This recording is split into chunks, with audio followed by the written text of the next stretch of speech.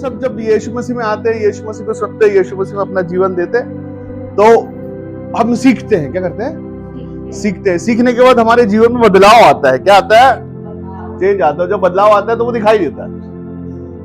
बदलाव जब दिखाई देता है तो हम बदलाव की तरफ, और जब बदलाव आता है तो हम चाहते हैं कि हमारे जानने वाले, चाहने वाले दोस्त, रिश्तेदार, पड़ोसी और जितने लोगों को भी हम जानते हैं उन सबों को भी इस बदलाव के विषय में बताएं। हमने यीशु मसीह पाया, हमने यीशु मसीह में आशीषें पाई है, तो हम सबको बताएं भी, है ना।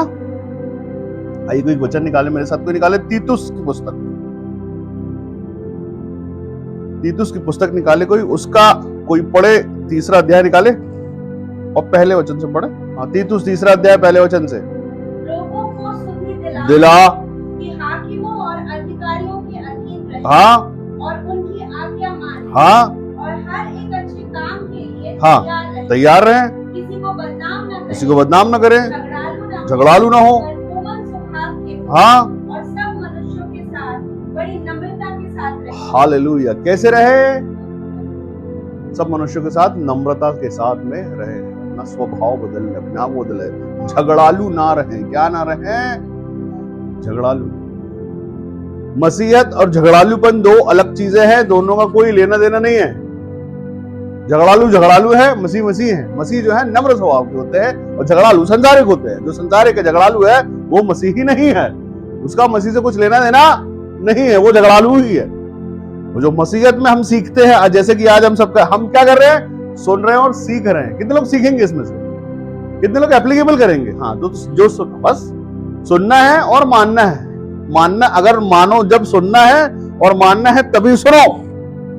तब सुनो जब आप उसको मानोगे, मानना चाहते हो तभी सुनो, नहीं तो कोई मतलब नहीं है इसका। सिर्फ एक कहानी है, हमने पढ़ा और आगे चले गए, सुने और निकल गए। इसलिए सुनो ही मत, इससे अच्छा बेस्ट है। अगर सुन रहे हो तो मानने के लिए तैयार रहो कि हम मानेंगे इस बात को। हम आए इसलिए कि हम सीखने के लिए आए हैं, है ना। कितने लोग रोज रेगुलर स्कूल जाते हैं, कॉलेज जाते हैं? हाँ, क्यों? सीखने जाते हैं। एक दिन नहीं जाएंगे तो क्या होगा? कुछ छूट जाएगा। तो छूटेगा तो बाद में जब सामने आएगा तो प्रॉब्लम जाएगी कि उस दिन तो हम आए ही नहीं थे। एक प्रैक्टिकल हो तो उस दिन हम थे ही नहीं। आप वहां लिख दोगे कि इस तारीख को मैं नहीं आया था, मुझसे नहीं बनता। ये कर सकते हो क्या? संडे जब रेगुलर आते हो ना, जब रेगुलर संडे आते हो तो आप इसलिए आते हो कि मैं विश्वास में, प्रेम में, मसीहत में बना हुआ हूं और बना रहना चाहता हूं, इसलिए मैं जाता हूं। 100 काम होंगे मेरे पास, 100 बहुत जरूरी काम होंगे, मीटिंग्स होगी, जो कुछ भी होगा, लेकिन मुझे चर्च जाना है। क्यों? क्योंकि अपने परमेश्वर की महिमा के लिए, अपने परमेश्वर से प्रेम करता, मेरे परमेश्वर मुझे संभाल के रखा, मेरी रक्षा करता है, इसलिए मुझे चर्च जाना है परमेश्वर की महिमा के लिए। तीतुस के 3रा अध्याय, वहां पर वचन कहता है, लोगों को सुधि दिला। सुधि दिलाना मतलब याद दिला दो। क्या कर दो? उनको याद दिलाओ कि आप मसीह में हैं, परमेश्वर के प्रेम में हैं, आपका एक जीवन जो अलग सा जीवन है, उनको याद दिलाओ, सुधि दिलाओ कि हाकिमों और अधिकारियों के अधीन रहना है। जो आपसे बड़े हैं, अधिकारी हैं, उनके अधीन रहना है, व्यवस्था के अधीन रहना है। हमको सुनना है, मानना है, छोटे बने रहना है ना। अधीन रहें और उनकी आज्ञा माने, और हर एक अच्छे काम के लिए तैयार। हर एक अच्छे काम के लिए तैयार। बुराई के लिए तैयार नहीं रहना, झगड़े के लिए तैयार नहीं रहना, तो हम बोलो हम निकाल के चलाने पे तैयार नहीं रहना। अच्छे काम के लिए तैयार रहना है परमेश्वर के लोगों को। और वचन कहता है, किसी को बदनाम न करे, झगड़ालू ना हो, पर कोमल स्वभाव के हो, और सब मनुष्यों के साथ नम्रता के साथ रहे। झगड़ालू स्वभाव क्या है? कितने लोग समझते हैं झगड़ालू कैसे होते हैं? कभी भी वो चिड़चिड़ा ही रहता है। वो चिड़चिड़ाहट मतलब वो चिड़चिड़ा रहता है और छोटी छोटी बातों में गुस्सा हो जाता है। ये झगड़ालू व्यक्ति का निशानी है। ठीक है, वो चिड़चिड़ा है और छोटी छोटी बातों पे उसको गुस्सा आ जाती है और वो झगड़ लेता है। और उसके अपोजिट उसको होना कैसा है? कोमल स्वभाव। कोमल स्वभाव बताओ कोई? हाँ, धीरे से बोलने वाला, कोमल स्वभाव का। हाँ, और यीशु मसीह के स्वभाव का। एक कोई चाटा मारे गाल पे तो यीशु मसीह से दूसरा, ऐसा वो होता कोमल स्वभाव। यीशु मसीह का स्वभाव कोमल है ना, तो मसीह के लोग है ना, तो हमारा स्वभाव कोमल है। चांटे कितने लोगों को रोज पढ़ते? किसी को पढ़ते हैं क्या? नहीं पढ़ते ना, क्यों मारेगा कोई किसी को? लेकिन स्वभाव रोज कोमल रहना है हमारा स्वभाव ही पहचान है। हमारी मसीहत जो है ना, ये स्वभाव से आती है। आपको पता है, कई बार बहुत सारे काम ऐसे होते हैं कि जिसमें 2-3 बार 4 बार लग जाते हैं, चक्कर काटने पड़ जाते हैं। कई बार ऐसी प्रार्थनाएं भी होती है कि हम प्रार्थना में किसी बात को रखा हुआ है और परमेश्वर हमारा पेशेंस चेक कर रहा है। परमेश्वर देखना चाहते हैं कि तुम कितने दिन, तुम्हारा स्वभाव कैसा है। 1 हफ्ते, 2 हफ्ते, 3 हफ्ते, 4 हफ्ते नहीं मिला आपके जीवन में और वो आपको लगता है कि यार ये मेरी बहुत ज्यादा नीड है। 2 तरीके होते हैं उसमें। एक तो या तो हम फट जाएं, यार क्या तमाशा है यार, ये इतने समय से हम ये प्रार्थना कर रहे हैं, इतने समय से हम ये काम कर रहे हैं और ये हो नहीं रहा है। और दूसरा ये कि उस दिन को इतने ज्यादा कोमल हो जाएं, इतने ज्यादा कोमल हो जाएं कि उसको मजबूरी में वो काम करना पड़ेगा। यार ये कितना मजबूर और कितना परेशान आदमी है, कि साहब हमारी क्या गलती है, ऐसा क्या हो गया कि सबके काम हो रहे हमारे नहीं। प्रभु ऐसी क्या गलती है कि सबकी प्रार्थना सुने जा रही, मेरी नहीं सुने जा रही। ये 2 अलग स्वभाव हैं। परमेश्वर चेक करना चाहते हैं हमारे स्वभाव को, हमारा स्वभाव है कैसा। हम चिड़चिड़े हैं, झगड़ालू हैं, जल्दी गुस्सा करते हैं, या पेशेंस के साथ परमेश्वर के प्रेम में और मनुष्य के प्रेम में हैं। आपका स्वभाव, जितने भी लोग हैं ना, जितने यहाँ बैठे हैं, ये लोग भी कोमल स्वभाव वालों को ही पसंद करते हैं। बहुत सारे लोग जब मुझे बताते हैं अपने जीवन के विषय में, तो उनके पास समस्या सिर्फ ये है कि वो झगड़ों से परेशान है। उसको क्या बोलते हैं, एक आजकल एक बड़ा चल रहा है वो, हालांकि पुराना शब्द है लेकिन वो चल रहा है बहुत तेज। उसको बोलते हैं, देखो मेरे को आ भी नहीं रहा, उसको बोलते हैं क्लेश और कलह है। घर में कलह मची हुई है, ग्रह क्लेश है। क्या है ये प्रॉब्लम है? वो क्या है? वो झगड़े हैं। वो क्या है? वो चिड़चिड़ाहट है। वो क्या है? वो गुस्सा है। और उसमें ही जिंदगी खराब है, चल ही नहीं पा रहा, ना खाना अच्छा है, ना पहनना अच्छा, ना पीना अच्छा, ना कुछ है ही नहीं। क्यों? क्योंकि उस जगह पर परमेश्वर की उपस्थिति नहीं है। वहां पर कुछ और है, वहां पर है क्लेश, वहां पर है झगड़े, वहां पर है गुस्सा।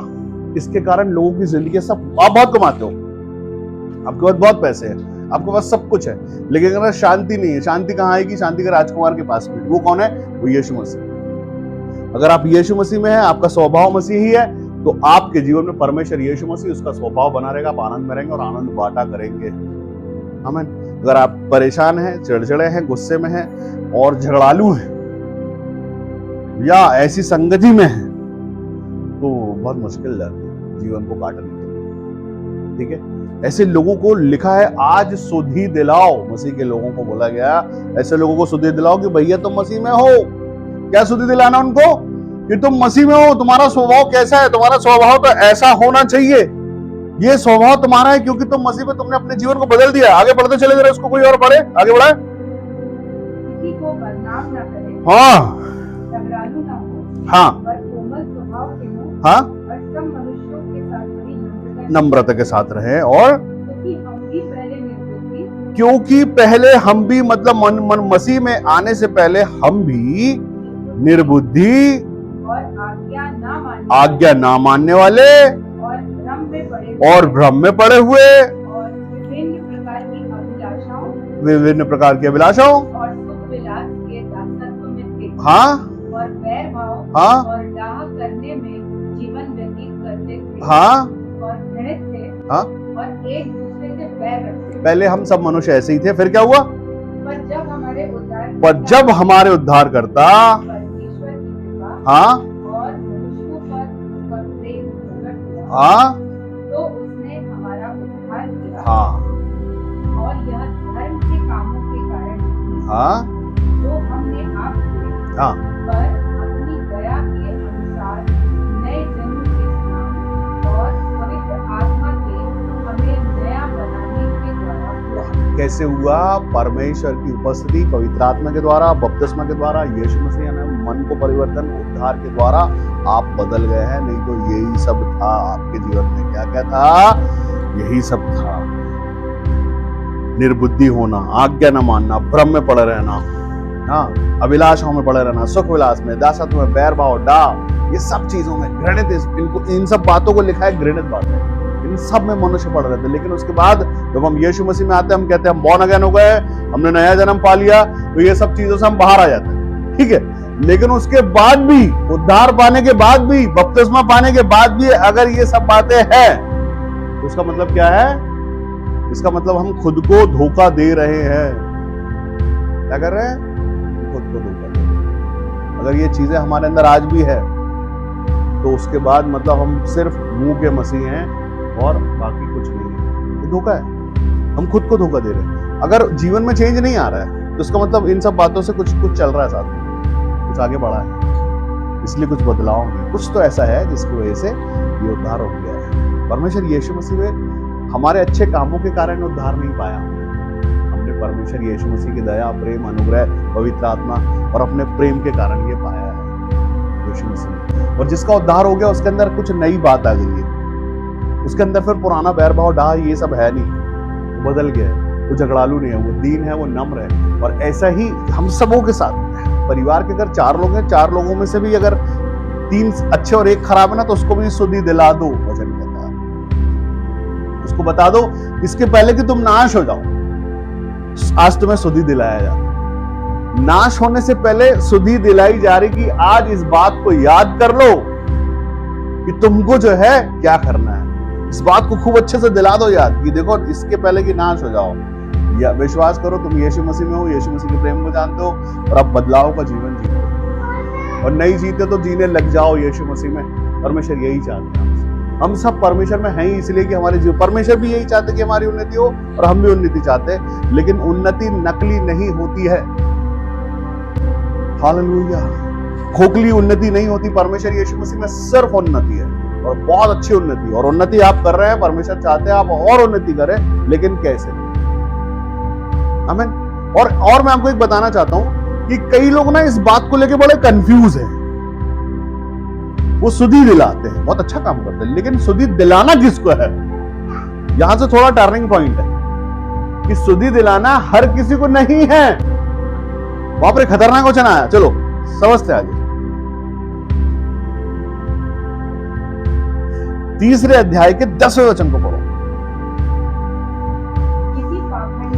किसी पाखंडी को 1-2 बार हाँ क्या करो? कैसे? कितने बार?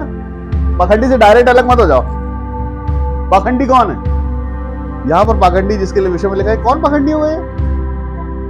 पाखंडी वो है जो पाखंड करता है मसीही होने का, दिखावा करता है, जो वो दिखावे को यहां पाखंड बोला गया है। परमेश्वर अपने लोगों को बढ़ाना चाहते हैं। वचन कहता है कि पाखंडियों को, जो ये इस तरह के जो लोग हैं, इनको भी 1 या 2 बार समझा दो, कोई दिक्कत नहीं, भी 1 बार 2 बार बताओ, लेकिन उसके बाद उनको छोड़ दो। उनके चक्कर में परेशान होने की जरूरत नहीं है। बिल्कुल बताओ, सिखाओ, समझाओ भी 1 बार 2 बार, लेकिन उनका पाखंड अपने अंदर बने रहने नहीं देना।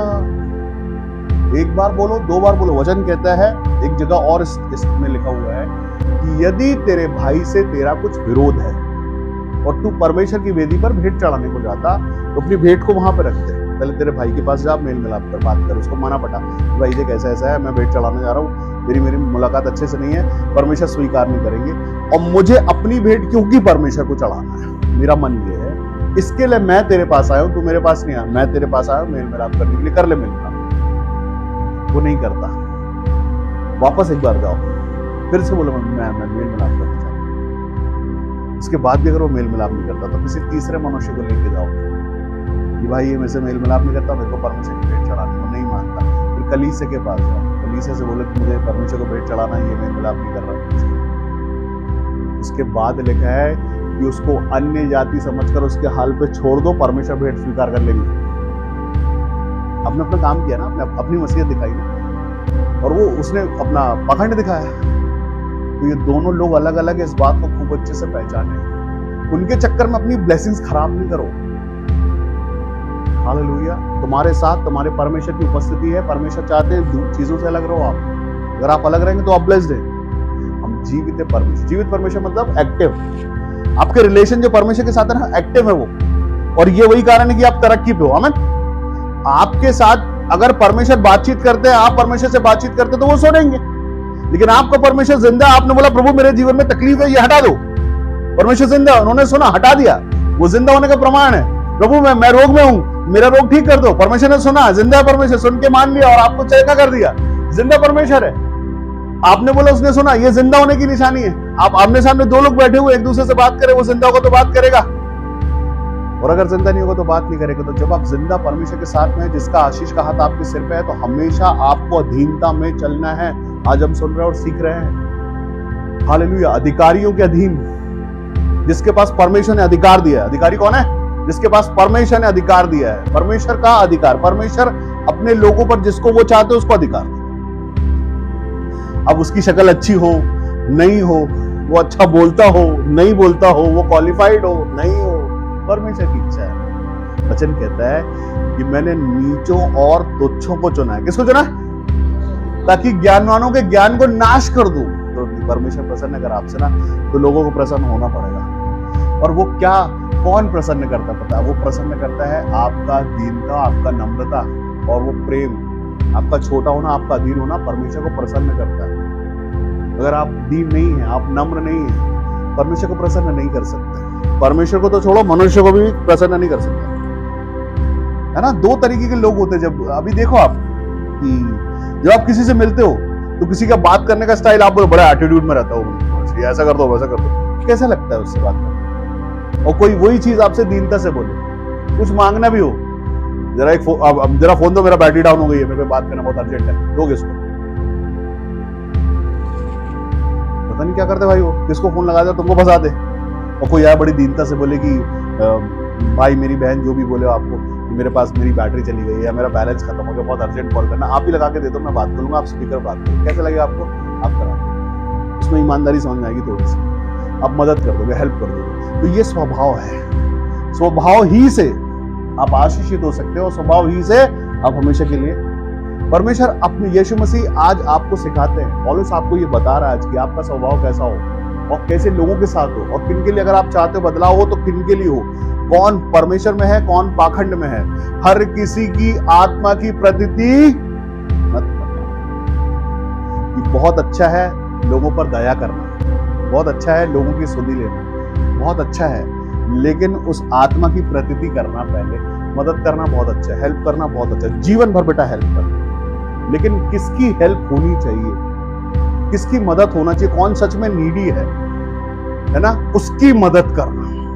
जो सच में परमेश्वर को समझता, परमेश्वर के प्रेम में और परमेश्वर को आदर देता है, उसकी मदद। जो तुम्हारे परमेश्वर को आदर नहीं दे, जो तुम्हारे परमेश्वर को समझे नहीं, जो तुम्हारे स्वभाव को समझे नहीं, उसकी मदद मत कर, उसको उसके हाल पे छोड़ देना। परमेश्वर ने ये ज्ञान और बुद्धि दी है कि इसके पहले कि हम बाद में रो ऐसे सर पकड़ के ओ ये क्या गलती हो गई, वो बच जाता हमारे पास तो शायद किसी और अच्छे के काम आ जाता था।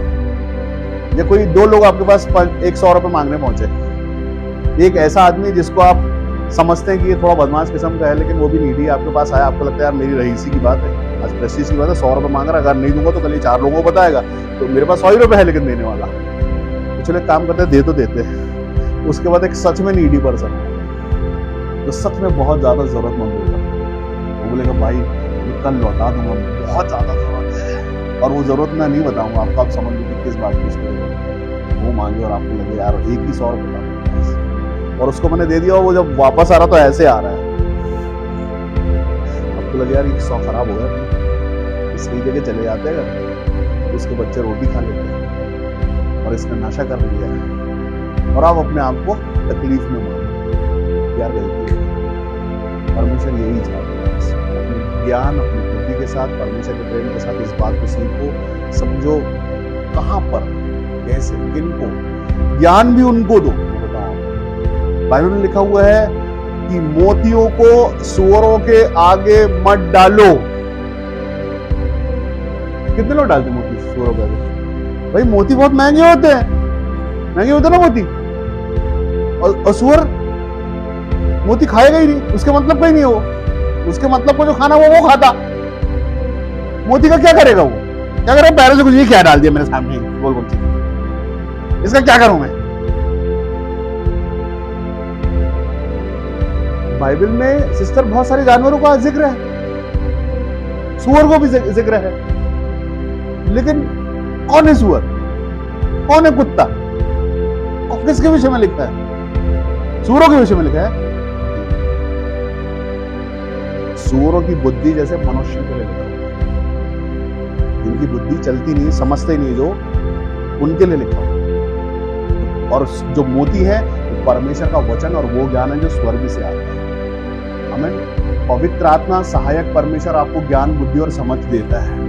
मैं प्रार्थना करता हूँ ना आप लोगों के लिए भी, ज्ञान बुद्धि विवेक के लिए प्रार्थना करता हूँ। कितने लोग इस शब्द को सुनते हैं? मैं प्रार्थना करता हूँ कि ज्ञान भी जो आपके पास है ना, स्वर्गीय ज्ञान, आपके बच्चों के लिए विवेक जो है ना स्वर्ग से आए, स्वर्गीय ज्ञान, स्वर्गीय विवेक मांगता हूँ बच्चों के लिए, सबके लिए, क्योंकि उनको समझ में आए कि इनका मेहनत का पैसा कहीं गलत जगह नहीं चले जाए। इसलिए ज्ञान बुद्धि और विवेक मांगता हूं कि सही जगह पर सही समय पर इन्वेस्ट करोगे, फायदे में रहोगे, और जानते बूझते वो फंस जाओगे। और आपको पता है कि जो हम परमेश्वर को भेंटे चढ़ाते हैं उसको बीज क्यों कहते हैं? आज कोई बताओ, बहुत सारे लोग सुनते हैं इस बात को कि बीज बीज क्यों बीज कहते हैं? हाँ, क्योंकि वो उपजता है, वो फल लाता है। तो जो सच में परमेश्वर के पास पहुंचेगा तो आशीषित फल को लाएगा, वो आपकी तरक्की लाएगा, वो आपकी उन्नति लाएगा।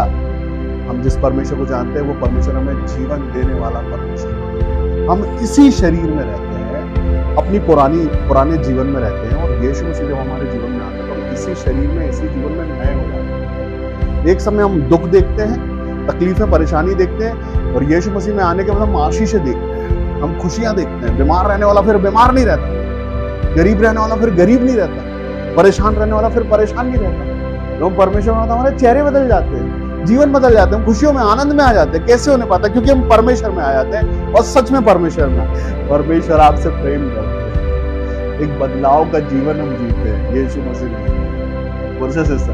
है ना? तो बदलाव मतलब पूरा बदलाव, चेंज मतलब पूरा चेंज।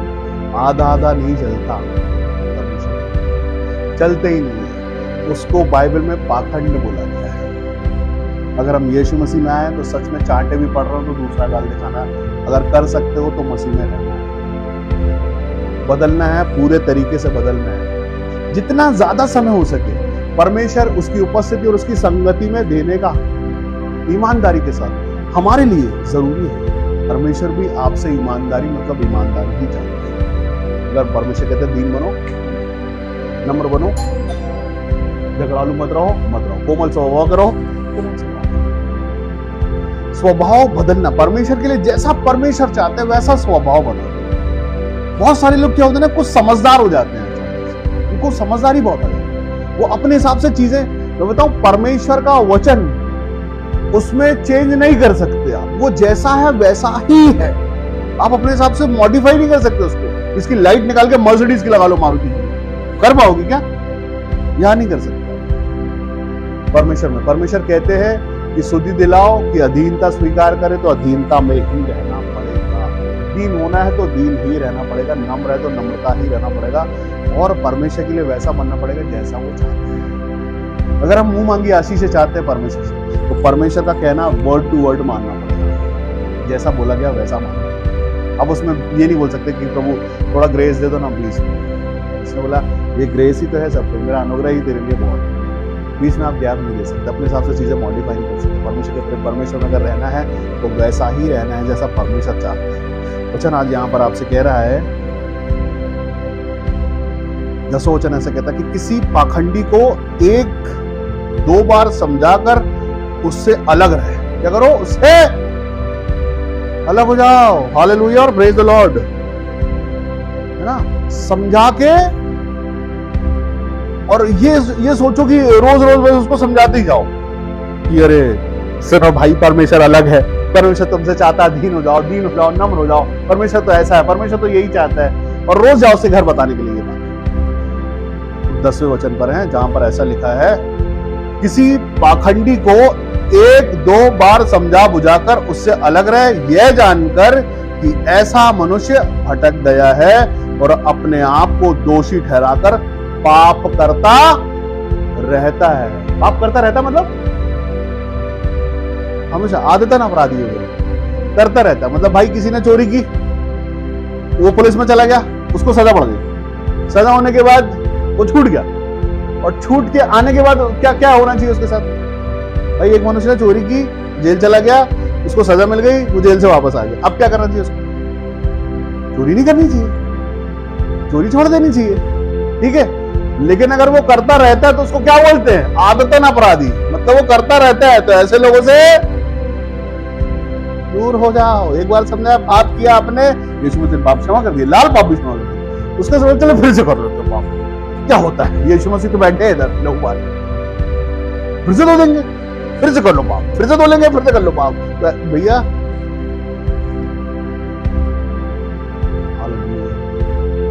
परमेश्वर यीशु मसीह, उसका लहू मजाक नहीं है।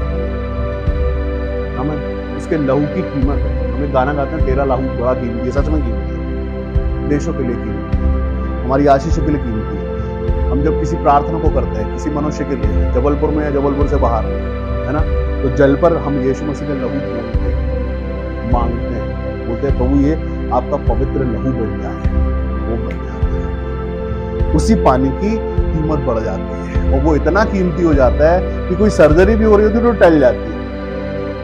तो आज परमेश्वर का वचन आपसे कहता है, वापस जाए 3 अध्याय में और पहले वचन से पढ़े, वहां पर वचन ऐसा कहता, लोगों को सुधि दिला कि हाकिमों और अधिकारियों के अधीन रहें और उनकी आज्ञा माने और हर एक अच्छे काम के लिए तैयार रहें, किसी को बदनाम न करें, झगड़ालू न हो पर कोमल स्वभाव के हों और सब मनुष्यों के साथ बड़ी नम्रता के साथ रहें, क्योंकि हम भी पहले निर्बुद्धि और आज्ञा न मानने वाले और भ्रम में पड़े हुए और विभिन्न प्रकार की अभिलाषाओं और सुख विलास के दासत्व में थे और बैरभाव में और डाह में और इसमें जीवन व्यतीत करते और घृणित थे और एक दूसरे से बैर रखते थे।